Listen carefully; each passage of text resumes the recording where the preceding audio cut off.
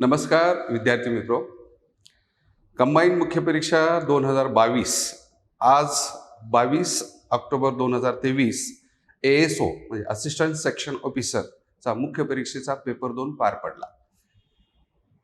हा पेपर 2022च्या अभ्यासक्रमानुसार असल्या कारणामुळे विषयनिहाय विषयांचा संदर्भ स्पष्टीकरणामध्ये आपण आता घेणार आहोत।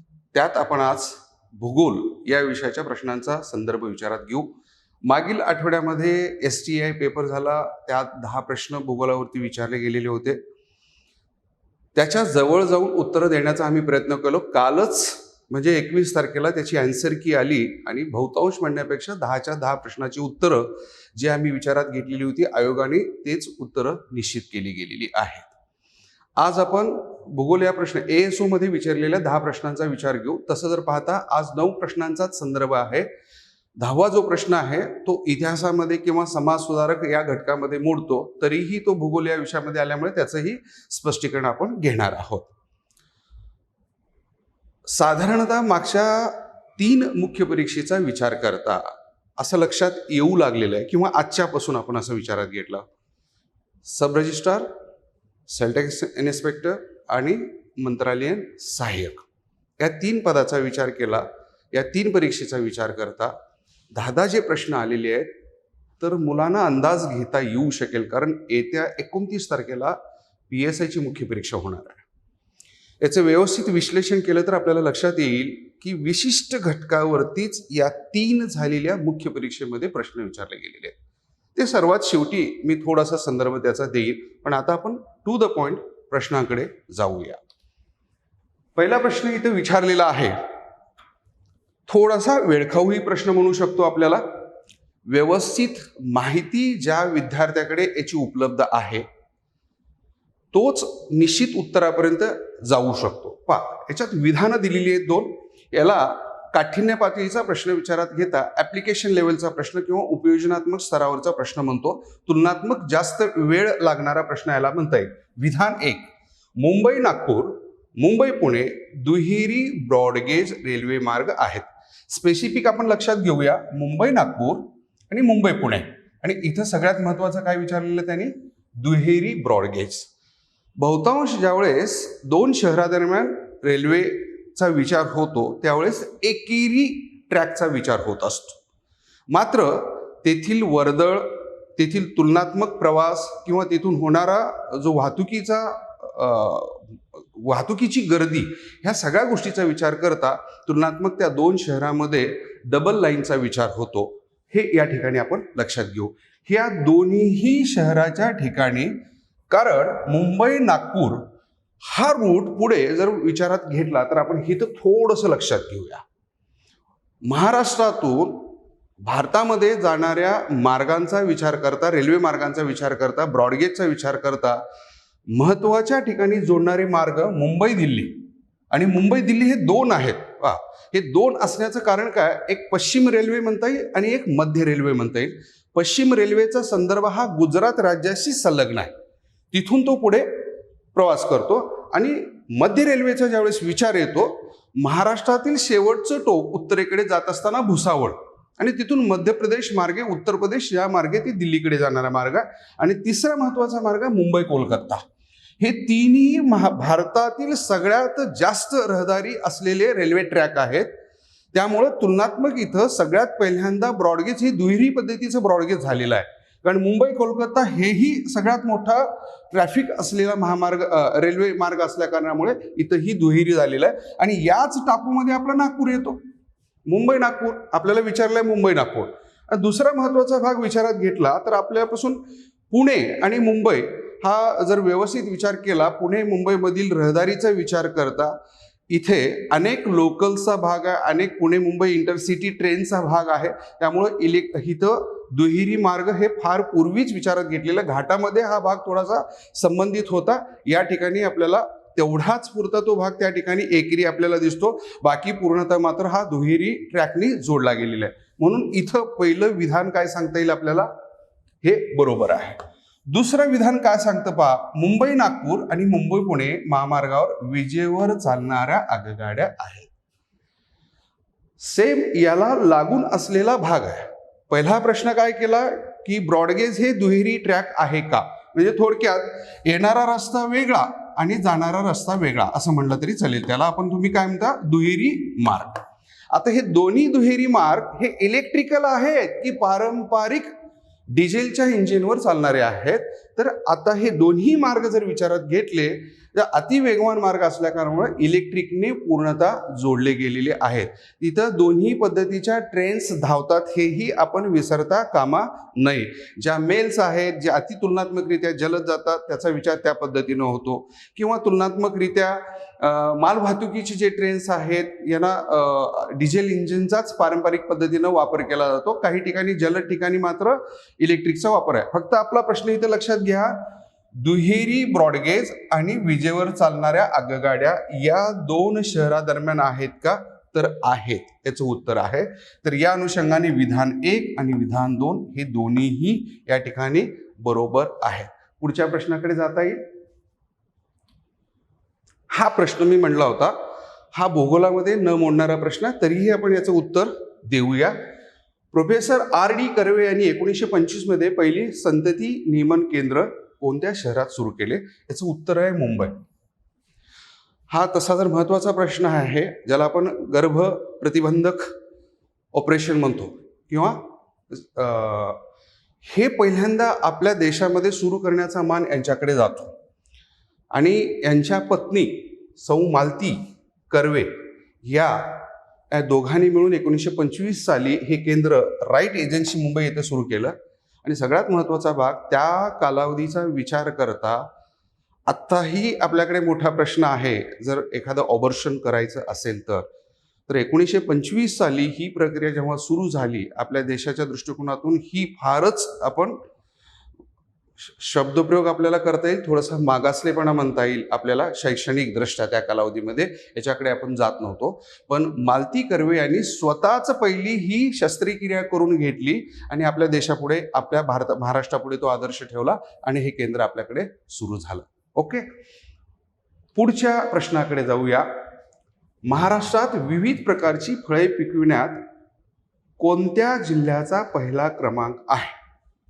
आता पहा, विविध प्रकारची फळे, आता विशिष्ट जर तुम्ही पर्यायाकडे पाहिलात, अहमदनगर, पुणे, औरंगाबाद, सोलापूर ह्या 4 जिल्ह्याकडे जर पाहिलं तर आपल्याला काय लक्षात येईल, याच्यातील हे जवळपास सोलापूर, पुणे आणि अहमदनगर हा पश्चिम महाराष्ट्राकडे सरकणारा पार्ट आहे या. आणि विशेषताने या 2 जिल्ह्यापुरता जर विचार केला, कोरडवाहू प्रकारच्या फळांचा उत्पादनात्मक भाग हा मोठा आहे. प्रत्येक शहरांची काही वैशिष्ट्ये आहेत. पण आता आपल्याला प्रश्न विचारलेला आहे, फळे पिकविण्यात म्हणजे उत्पादन, हे स्पेसिफिक आपण लक्षात घेऊया, उत्पादन. तर कुठल्या जिल्ह्याचा क्रमांक पहिला येतो? तर आपल्याला असं पाहिल्यानंतर वाटतं की अहमदनगरमध्ये असा येऊ शकेल, किंवा पुण्यामध्ये आपल्याला फळं जास्त मिळतात तर इथं होण्याची शक्यता आहे. इथं उत्पादन करण्याचा भाग विचारात घेतलेला आहे. तर आपण इथे काही चार्ट पाहूया. क्षेत्र उत्पादन हेक्टरी उत्पादनानुसार महाराष्ट्रातील फळाचे प्रथम जिल्हे हे 2017-18च्या अनुषंगाने आहेत. तुम्हाला स्पष्टीकरण देत असताना 2021-22चा महाराष्ट्राचा इकॉनॉमिकल सर्वेही मी अभ्यासलेला आहे आणि त्या आधारावरती या उत्तराकडे जाण्याचा प्रयत्न करतोय. आपण इथं पहिल्यांदा काय म्हणलेलं, उत्पादनानुसार उत्पादन कुठं जास्त होतं, तर केळीचं उत्पादनामध्ये तसं जर पाहिलं तर जळगावमध्ये सगळ्यात जास्त आहे. ओके, इथं जर पाहिला 3 नंबरला सोलापूर आहे, पण उत्पादनानुसार सोलापूरचाही क्रमांक 3रा लागतो केळीमध्ये. आपल्याला फक्त जळगाव माहीत आहे. आंब्याच्या बाबतीत सोलापूरचाही नंबर मोठ्या प्रमाणात लागतो, कारण कोकणातील आंब्याचं उत्पादन हे वेगळ्या पद्धतीने विचारात घेतलं जातं आणि पठारावरील आंब्याचं उत्पादन हे वेगळ्या पद्धतीने विचारात घेतलं जातं. त्यामध्ये सोलापूरचा क्रमांक हा तसा 2रा लागतो उत्पादन, रत्नागिरीनंतर तसा सोलापूरचाच नंबर लागतो असा आपला. आणि हेक्टरी उत्पादनानुसारही टनामध्ये सोलापूरचाच नंबर लागतो. इथं आपल्याला फक्त काय बघायचं आहे की एकूण फळ उत्पादनामध्ये त्या 4 जिल्ह्यापैकी कुठल्या जिल्ह्याचा क्रम हा सगळ्यात पुढे लागतो, म्हणजे सगळ्यात जास्तीत जास्त फळं पिकवणारा जिल्हा कुठला हे आपल्याला उत्तर गृहीत आहे. मग इथं आपल्याला केळीमध्ये सोलापूरचा संदर्भ दिसतो, आंब्यामध्ये आहे, द्राक्षामध्ये आहे, संत्री सोडता, संत्री हे विदर्भाचं वैशिष्ट्य आहे. त्यानंतर डाळिंब हे महत्वाचा भाग आहे. मोसंबी हे औरंगाबाद जरी असला, लिंबू वर्गीय फळाचा जर भाग विचारात घेतला याच्यामध्ये सोलापूरचा संदर्भ येतो. आणि याच्यामध्ये पपई पेरू हे आता सुरू झालेलं आहे. सोलापूर जिल्ह्यामध्येही पपईचं उत्पादन हे तुलनात्मकरित्या सध्या वाढलेलं आहे. तर अशा सर्व प्रकारच्या फळांचा जर भाग विचारात घेतला ह्या चार्टमध्ये सोलापूर शहरावरती गोल जास्त आहे. याच्यावरून आपल्याला अंदाज 99% भाकीत काय करता येतो की जे 4 पर्याय आपल्याला दिलेले आहेत अहमदनगर, पुणे, औरंगाबाद आणि सोलापूरचा विचार करता, तर सोलापूरमध्ये तुलनात्मकरित्या सर्व प्रकारची फळं पिकवण्यामध्ये पहिला क्रमांक लागतो असं आपल्याला निश्चितपणे सांगता येईल. म्हणून याचं उत्तर आपण 3 इथं विचारात घेतलेलं आहे. पुढच्या प्रश्नाकडे जाऊ. खालीलपैकी कोणते विधान बरोबर नाही? पहा, हा प्रश्न आयोगाचा आपण ज्यावेळेस सोप्या पद्धतीनं तुम्हाला सांगायला हरकत नाहीये. सध्या क्रिकेटचा माहोल आहे. ज्यावेळेस बॅटिंग बहरात येते आणि अचानक एक गुगली बॉल टाकला जातो, तसाच हा प्रश्न आपल्याला म्हणता येईल. तर गुगली कशाला म्हणूया? इथं पहा, बरोबर नाही याच्याकडे आपण जास्त ट्रेस होऊया. कारण आपण ज्यावेळेस फुलफिल असतो त्यावेळेस आपण एखाद्या वेळेस वाचण्यामध्ये शेवटचा क्रियापद वाचायचा विसरतो आणि बरोबर त्याच वेळेस आपला प्रश्न चुकलेला असतो. तर तीच अवस्था होते. खालीलपैकी कोणते विधान बरोबर नाही? आता आपण एकेका विधानाकडे जाऊया. चंद्रपूर जिल्ह्याची लोकसंख्येची घनता वर्धा जिल्ह्यापेक्षा जास्त आहे. हे सरळ एक विधान आहे, आपण चेक करूया. आता इथं वर्धेची घनता 206 आहे आणि चंद्रपूरची घनता 193 आहे. म्हणजे चंद्रपूरची घनता वर्धेपेक्षा जास्त आहे का? नाही आहे. चंद्रपूरची घनता ही उलट कमी आहे. म्हणजे याचा अर्थ काय झाला? हे पहिलं वाक्य आपलं बरोबर आहे का चूक आहे? चूक आहे. दुसऱ्या वाक्याकडे जाऊया. जनगणना 2011 प्रमाणे बुलढाणा जिल्ह्याची लोकसंख्या, इथं लक्ष द्या, 25 कोटीपेक्षा जास्त होती. महाराष्ट्राचीच लोकसंख्या अजून 25 कोटी झाली नाही, तर बुलढाण्याची लोकसंख्या 25 कोटी होईल का? हे पहा, आयोगाने हे काही चुका केलेल्या नाहीत. हे जाणीवपूर्वक तुम्ही वाचत असताना तुमच्याकडून चूक व्हावी या दृष्टिकोनातून केलेल्या योजना आहेत. इथं आपल्याला चार्ट बघण्याची गरजच नाही की लोकसंख्या, कारण 25 कोटी लोकसंख्या अजून महाराष्ट्राची झाली नाही, तर आपण बुलढाण्याचा विचार करण्याची गरज नाहीये. त्यामुळं हेही विधान आपलं काय झालं? चुकीचं. आपल्याला प्रश्न काय विचारलेला बघा, खालीलपैकी कोणते विधान बरोबर नाही? याच आधारावर मी खालीही जाण्याची गरज नाही. इथं जर खाली पर्याय असले असते अ व ब, क व ड असं जर राहिलं असतं तर मी खालच्या दोन्ही विधानाचा विचार केला असता. ते घेऊच आपण, त्याचा संदर्भ घेऊच. आता जर 2 विधान चुकीचे आहेत तर पर्याय निवडायचा कुठला? मग आयोगाला या प्रश्नाच्या बाबतीत निर्णय घ्यावा लागेल. आपण तरीही काय करूया, पुढच्या वाक्याकडे जाऊया. चूक आहेत का बरोबर आहे ते बघूया, म्हणजे अजून एखादं भर होईल किंवा कमी होईल असा संदर्भ राहील. माणगंगा नदी सातारा जिल्ह्यातून वाहते, हे बरोबर आहे का आपल्याला चेक करता येईल. तर या अनुषंगाने माणगंगा नदी ही दहिवडी शहर माणगंगा नदीच्या किनाऱ्यावर वसलेलं आहे. आणि दहिवडी कुठं आहे? सातारा जिल्ह्यात आहे. त्यामुळं हे वाक्य बरोबर आहे. आणि शेवटचं वाक्य आहे, कळमनुरी हे हिंगोली जिल्ह्यातील तालुका ठिकाण आहे. ते तालुका आहे का हेही आपण पाहूया. हिंगोली जिल्ह्यामध्ये एकूण तालुक्याची संख्या 5 आहे, त्यापैकी कळमनुरी हा एक तालुका आहे. हेही विधान बरोबर आहे. याच्यावरून आपल्याला काय सांगता येईल? आता 2 विधानं बरोबर आहेत आणि 2 विधानं चुकलेली आहेत. मात्र आपल्याला निश्चित पर्याय आता निवडता येणार नाही, कारण 1 आणि 2 हे याचं उत्तर आहे. बरोबर नाही, कोणते वाक्य बरोबर नाही याचं उत्तर 1 आणि 2 आहे. तर इथं नसल्यामुळं या प्रश्नाच्या बाबतीत निश्चितपणे आयोग निर्णय घेऊ शकेल. आपण पुढच्या प्रश्नाकडे जाऊया. खालीलपैकी कोणती विधाने ग्रामीण समाजाचे वैशिष्ट्य आहे? या प्रश्नाचं उत्तर आपल्याला काय करूया की आपल्या महाराष्ट्रामध्ये शहरी आणि ग्रामीण, आता नाही म्हणलं तरी महाराष्ट्रातील जवळपास लोकसंख्या ही 45 ते 50% ही शहरी भागात राहते आणि जवळपास 50% लोकसंख्या ही ग्रामीण भागात राहते. जेव्हा आपण एका जिल्ह्याचा विचार करतो, जिल्हा हा केंद्र तो शहर विचारात घेतला जातो. त्याच्यातील तालुकेही शहर विचारात घेतले जातात आणि त्या शहराला त्या तालुक्याला जोडणारा हा जो ग्रामीण परिसर आहे, तालुक्याचा परिसर आहे किंवा गटाचा परिसर आहे, तो ग्रामीण असा विचारात घेतला जातो. तर इथे आपल्याला काय विचारात घेता येईल, त्याची वैशिष्ट्ये काय आहेत बाबा? दाट लोकसंख्या, शेतीप्रधान समाज, पितृसत्ताक कुटुंब पद्धती की शैक्षणिक मागासलेपण, असे त्यांनी ब क ड हे विचार केलेले आहेत. तर त्याची वैशिष्ट्य काय सांगता येईल? दाट लोकसंख्या हे वैशिष्ट्य ग्रामीण भागाचं आहे का? तर नाही. शहरी भागाचं वैशिष्ट्य आहे. झोपडपट्ट्या कुठं जास्त आहेत, ग्रामीण भागात आहेत का शहरी भागात आहेत? याचं उत्तर तुम्हाला आलं की याचं उत्तर आपल्याला क्लिअर होईल. हा पर्याय कॅन्सल. कॅन्सल. ब आहे शेतीप्रधान समाज. आजही आपल्याकडे 90% ग्रामीण भागातील समाज हा शेतीप्रधान आहे, त्यामुळे हे त्याला लागू होतं ग्रामीण समाजाच्या वैशिष्ट्याला. तिसरा महत्वाचा भाग पितृसत्ताक कुटुंब पद्धती. भारतामधील आत्ताही जर विचारात घेतलं, भारताचा विचार करण्यापेक्षा आपण महाराष्ट्रातला विचार करू. महाराष्ट्रात पूर्णतः पितृसत्ताक कुटुंब पद्धतीच आहे. जेव्हा समाजशास्त्राचा अभ्यास होतो आणि संपूर्ण भारताचा अभ्यास केला जातो, त्यावेळेस आपल्याला पितृसत्ताक कुटुंब पद्धती, मातृसत्ताक कुटुंब पद्धती हा स्पेसिफिक शब्दप्रयोग मी का करतोय? पितृसत्ताक जर आहे तर मातृसत्ताक पण आहे. म्हणजे त्या ठिकाणी महिलाही घरचं कारभार चालवते, पुरुष हे दुय्यम स्तरावर ठरतात.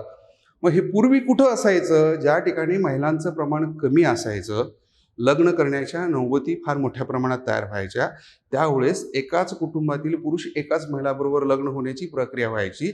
आजही 7 सिस्टर्स म्हणजे पूर्वेकडील जे 7 राज्य आहेत, यामध्ये काही मागास समाजामध्ये याही प्रचलित पद्धती चालू आहेत. तिथं स्त्री सत्ताक कुटुंब पद्धती आहे.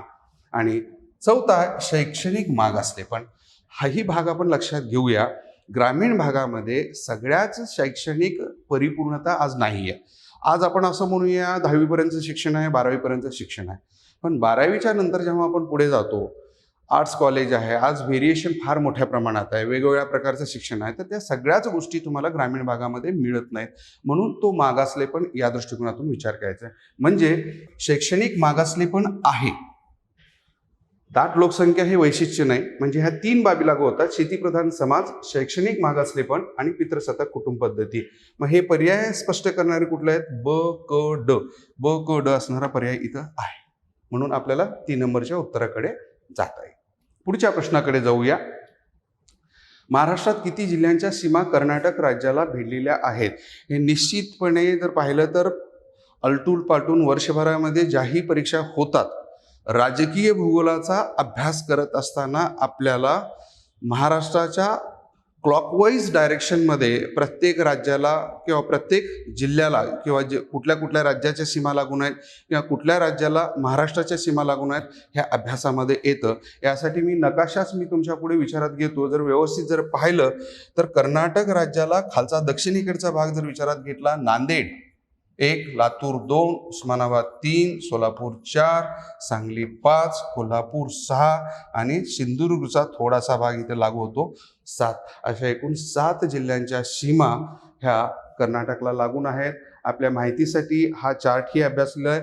मी मागच्या एक्सप्लेनेशनपासून जाणीवपूर्वक तुम्हाला सांगणं असेल, हे सगळे चार्ट मी साभार म्हणजे आपलं राहुल पाटील लिखित महाराष्ट्राचा भूगोल या पुस्तकामधून विचारात घेतली गेलेली आहेत. म्हणजे याच्यावरून तुम्हाला स्पष्टता कळेल आयोगाने जे प्रश्न विचारलेले आहेत, हुबेहूब ते चार्ट ऑलरेडी लेखकांनी त्याचं नियोजन त्या पुस्तकामध्ये व्यवस्थितरित्या केलेलं आहे.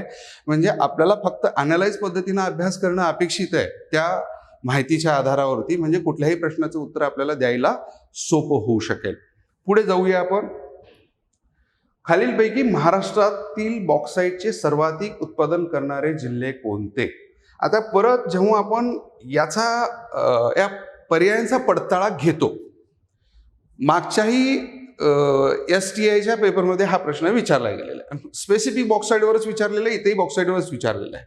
त्यावेळेस मी एक्सप्लेनेशन देत असताना तेच सांगितलेलं होतं, बॉक्साईटचं बहुतांशी उत्पादन हे कोकण खोऱ्यात आहे. कोकण पट्ट्यात आहे. मग कोकण पट्ट्यातले जिल्हे कुठले आहेत हे आपल्या लक्षात येतील. विदर्भातील जिल्ह्यांचे कुठले आहेत ते आपल्या उत्तराचा भाग होऊ शकत नाही. हा विदर्भाचे जिल्हे आहेत, हेही विदर्भाचे जिल्हे आहेत. मराठवाड्यामधील काही जिल्ह्यांचा संदर्भ याच्यात आहे आणि हेही पूर्णतः विदर्भातील जिल्हे आहेत. हे तिन्ही बाबी आपल्या उत्तराचा भाग होऊ शकत नाहीत. म्हणजे चौथा उत्तर आपल्या कोल्हापूर, रत्नागिरी, रायगडमध्ये बॉक्साईटचं उत्पादन तुलनात्मक जास्त होतं. हे चार्ट मागच्याही वेळेस मी कल्पना दिलेली होती, पण मूलतः बॉक्साईटचं उत्पादन कुठं होतं तर हे आपल्याला लक्षात घेता येऊ शकेल. नेक्स्ट, आता हा प्रश्न जोड्या जुळवायचा विचारलेला. याला तुम्ही असं म्हणू शकता उद्योगधंद्याच्या दृष्टिकोनातून हा प्रश्न जोड्या जुळवायचा आहे.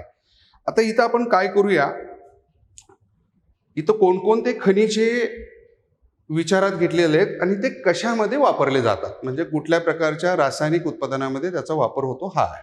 आपण इकडून थोडंसं उत्तराचा शोध घेऊ, म्हणजे आपल्याला राईट उत्तराकडे जाता येईल का हे आपल्याला बघता येईल. याच्यात खत आहे, लहानपणापासून आपल्याला माहित आहे पोटॅशियम आपण वापरतोच, डोळे झाकून आहे याचं उत्तर. मग आहे का इथं पोटॅश? ठीक आहे, जे माहिती आहे आपण ते विचारात घेऊ. आता सिमेंट आणि प्लास्टर वॉल बोर्ड ह्या दोन बाबी अशा आहेत की याच्यात अनेक घटकांचा समावेश होतो, अनेक रसायनांचा समावेश होतो, म्हणजे कच्च्या मालाचा समावेश होतो. मग हे थोडं कन्फ्युजिंग आहे, तर पुढे जाऊया. काच कारखाना. काच म्हणल्यानंतर सिलिका, डोळे झाकून आला, सिलिका म्हणजेच वाळू, वाळूपासून काचेची निर्मिती होते. मग आपल्याला इथे सरळ सिलिकेचा संदर्भ कोणाशी जोडता येईल? काय? मग असे पर्याय कोणकोणते आहेत बाबा? सिलिकाचा 4ला जोडलेला हा एक पर्याय आहे, हा एक पर्याय आणि पुढे हा एक पर्याय. ठीक आहे, 3 पर्याय. आणि दुसरा आपण पोटॅशचा शोधलाय, तो करेक्ट आहे. हे दोन आपल्याला उत्तर माहीत नाहीत, आपण असं धरूया. पोटॅशचा विचारात घेतलं तर खते आहे. मग आता पोटॅशच्या खते जर असेल म्हणजे क ला एक येईल, क ला एक असलेला भाग कुठला आहे याच्यातला? हा पण आहे आणि हा पण आहे. आणि आता परत प्रश्न क्रिएट झाला की ह्याच्याने आपलं उत्तर क्लिअर होत नाही. आता पुढे जर आपण विचारात घेतलं, पहा इथं आयोगाने काय केलेलं आहे, इथं जे ब ला आहे इथं ते ड ला दिलेलं आहे, जे इथं ड ला आहे इथं ते ब ला दिलेलं आहे, फक्त उलटी पालटी केली. मग आता आपल्याला क्लिअरिटी जर पाहिलं, जिप्सम आणि लाईमस्टोन ह्या दोन गोष्टीचा विचार केला, एक कमी जास्त प्रमाणामध्ये ह्या दोन्ही घटकामध्ये विचारात घेतला जातात. मग आता प्रश्न पुढे कुठे येतो, मॅक्झिमम प्रमाण कुठं जास्त वापरला जातो, तर आपण त्याच्यासाठी एक चार्ट लक्षात घेऊया. पहा आता ह्या ज्या बाबी आहेत सिमेंट करत असताना वापरल्या जातात. लाईमस्टोन पण आहे, जिप्सम पण आहे, क्ले पण आहे, कोल पण आहे, आयर्नस्टोन पण आहे. पण इथं जर तुम्ही हे इथं असं विचारात घेतलं तर आपल्याला कळेल का की कुणाचं प्रमाण जास्त नाही. तर आपण ऍक्च्युली कडे येऊया. तर इथं लाईमचं प्रमाण किती आहे पहा. लाईमचं प्रमाण सिमेंटमध्ये तुलनात्मकरित्या हे 60 ते 65% आहे. म्हणजे त्या सिमेंटमधला सगळ्यात महत्वाचा घटक कोण आहे? लाईमस्टोन आहे. मग आपल्या उत्तराच्या दृष्टिकोनातून आपल्याला परत सर्च करायचं असेल तर काय करावं लागेल? लाईमस्टोनचा संबंध सिमेंटमध्ये जर असेल सगळ्यात जास्त, कुठला पर्याय आपल्याकडे? हा.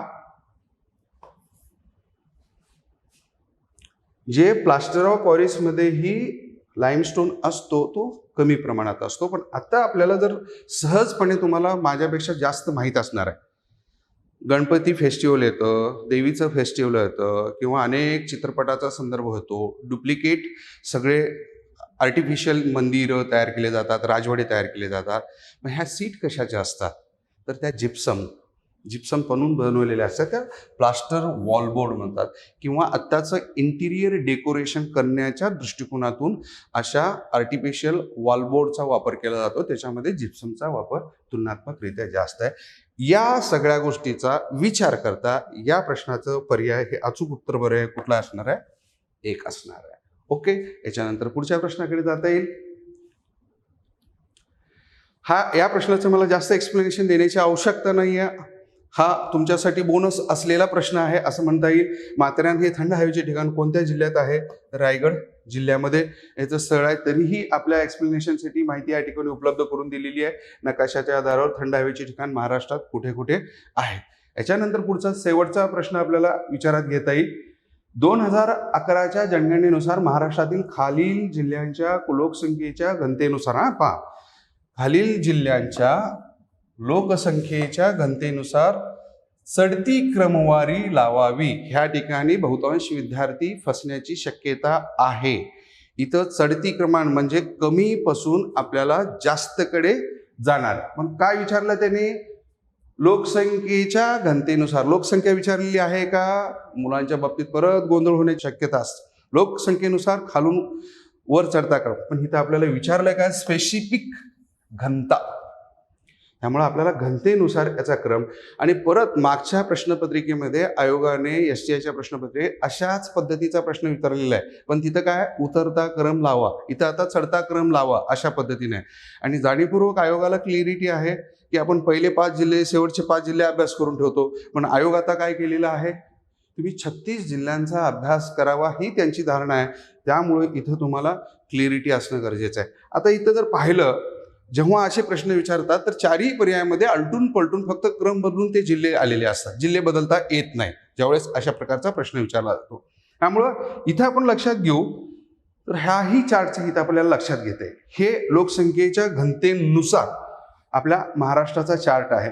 तर इथं उस्मानाबादची घनता सगळ्यात कमी आहे. सुरुवात कुठून होईल? मग उस्मानाबाद पासून होईल. त्याच्यानंतर बीड, त्याच्यानंतर जालना आणि त्याच्यानंतर नंदुरबार 326. यानुसार आपला क्रम कुठला येतो? उस्मानाबाद, बीड, जालना आणि नंदुरबार यानुसार चढता क्रम लोकसंख्येच्या घनतेनुसार. याचं उत्तर 4. अशा पद्धतीने ह्या 10 प्रश्नांचं एक्सप्लेनेशन मी आपल्याला उपलब्ध करून दिलेलं आहे. येत्या 29 तारखेला PSI मुख्य परीक्षा होणार आहे. म्हणजे 2022च्या सिरीजमधील शेवटची परीक्षा म्हणता येईल. कारण प्रत्येक पदासाठी स्वतंत्र परीक्षा. या अनुषंगाने पेपर 2 हा 29 तारखेला PSIचा स्वतंत्र होईल. त्या अनुषंगाने त्याच्यामध्येही भूगोलाचे परत 10 प्रश्न असणार आहे. याशिवाय लागलीच आयोगाने 2023ची ही परीक्षा जाहीर केलेली आहे. त्याला आपण अराज्यपत्रित सेवा मुख्य परीक्षा गट ब आणि क असं म्हणतो. त्यात आयोगाने गट ब ची मुख्य परीक्षा वेगळी ठेवलेली आणि गट क ची वेगळी ठेवलेली आहे. 29 ऑक्टोबरला PSIची परीक्षा झाल्यानंतर त्याच्या पुढील आठवड्यातच 5 नोव्हेंबरला अराज्यपत्रित सेवा गट ब ची मुख्य परीक्षा होणार आहे. तिथं मात्र फरक असा राहणार आहे मित्रांनो, आत्तापर्यंत तुम्ही एका दिवशी एक पेपर देत आलेला आहात. मात्र त्या दिवशी मात्र गट ब साठी जे पात्र लोक आहेत त्यांना एकाच दिवशी 2 पेपरला सामोरं जावं लागणार आहे. कारण सकाळच्या 11 ते 12 मध्ये एक पेपर होईल, मध्ये 2 ते 3 तासाचा ब्रेक राहील आणि परत 2 नंबरचा पेपरही तुमचा त्याच दिवशी होणार आहे. आणि आत्ता आयोगाने गट क ची ही परीक्षा 17 डिसेंबर 2023 रोजी घोषित केलेली आहे. आता इथं फरक थोडंसं सांगायचं आहे मित्रांनो. गट ब साठीही तोच अभ्यासक्रम आहे आणि गट क साठी तोच अभ्यासक्रम आहे. पण दोन्ही पदामध्ये दर्जात्मक फरक आहे. मग दर्जात्मक जर फरक असेल, त्यांच्या वेतनामध्ये जर फरक असेल, तर त्यांच्या परीक्षा पद्धतीमध्येही फरक असणार आहे. इतिहास विषय दोन्हीकडेही आहे, पण काठिण्य पातळीचा दर्जा दोन्ही परीक्षेच्या अनुषंगाने वेगवेगळा असणार आहे. त्यामुळे युनिक अकॅडमीने जाणीवपूर्वक गट ब साठी ही टेस्ट सिरीज ऑलरेडी घोषित केलेली होती आणि आता गट क साठी ही 10 प्रश्नपत्रिकेची सिरीज आपल्याला उपलब्ध करून दिलेली आहे. आणि द युनिक अकॅडमीच्या ॲपवरती ही टेस्ट सिरीज उपलब्ध आहे. काल या टेस्ट सिरीजची पहिली प्रश्नपत्रिका आपण सगळ्यांसाठी ओपन ठेवलेली होती. आत्तापर्यंत जे विद्यार्थी ही टेस्ट सिरीज पाहिलेली नसेल त्यांनी ॲप डाउनलोड करावा आणि ही पहिली टेस्ट सिरीज, जे लोक महाराष्ट्र गट क सेवा या मुख्य परीक्षेसाठी पात्र आहेत, कारण महाराष्ट्रातील जवळपास 95,000 विद्यार्थी या परीक्षेसाठी पात्र ठरलेले आहेत. त्यामुळे तुमची रस्सी खेच असणार आहे. कशासाठी? 7,000 पदासाठी 95,000 मुलं आहेत. त्यामुळं तुम्हाला या ठिकाणी अभ्यासात्मक फाईट करावीच लागेल. यासाठी स्वतःचा दर्जा तपासायचा असेल, परीक्षेपूर्वी स्वतःला चाचणी करावी लागेल एखादी टेस्ट पेपर देऊन, जेणेकरून तुम्हाला ती सुधारणा करण्यासाठी वाव मिळेल. यासाठी युनिक अकॅडमीने पेपर 1 चे 5 पेपर, पेपर 2 चे 5 पेपर हे फारच दर्जात्मक स्वरूपामध्ये, हे मी जाणीवपूर्वक का सांगू शकतो, या प्रश्नपत्रिकेची योजना करत असताना एकाच फॅकल्टी करून विचारात घेतलेली नाही आहे. प्रत्येक विषयातील तज्ज्ञ किमान 10 वर्षापेक्षा जास्त वर्षापासून या क्षेत्रात काम करत आहेत. अशा लोकांकडून ही प्रश्नपत्रिका तयार करून घेण्यात आलेली आहे. जाणीवपूर्वक ही प्रश्नपत्रिका तुमच्यापुढे ठेवत असताना तुलनात्मक काठिण्य पातळी वरच्या स्तरावरची विचारात घेतलेली आहे. आमची धारणा आहे तुम्ही इथं पडावं, इथं प्रश्न तुमचा चुकावा, कारण इथं चुकलात तर तुम्हाला पुढच्या आयोगाने विचारलेल्या प्रश्नपत्रिकेला सहजतेने सामोरं जाता येईल. जर आयोग तुम्हाला प्लेन रोडवर पळवणार असेल तर युनिक अकॅडमी तुम्हाला प्लेन रोडवर पळवणार नाही, तर तुम्हाला डोंगरावरती पळवेल. तर ती तुमची क्षमता तयार करण्याच्या दृष्टिकोनातून आहे. आजच आपण द युनिक अकॅडमीच्या ॲपवरती जावं, डाउनलोड करावं, पहिली प्रश्नपत्रिका मोफत सोडवा. त्याचा दर्जा तुम्हाला लक्षात येऊ शकेल, लागलीच तुम्हाला स्कोरिंग पण तुम्हाला त्या ठिकाणी कळू शकतील. काही अडचणी असतील तर आमचे नंबर्स, आमच्या समन्वयकाचे नंबर्स आपल्याला उपलब्ध करून दिलेले आहेत, तुम्ही त्यांच्याशी संपर्क साधावा. धन्यवाद. या सिरीजमधील इतर सर्व विषयांची व्हिडिओ टप्प्याटप्प्याने आजच तुम्हाला उपलब्ध होतील. थँक्यू.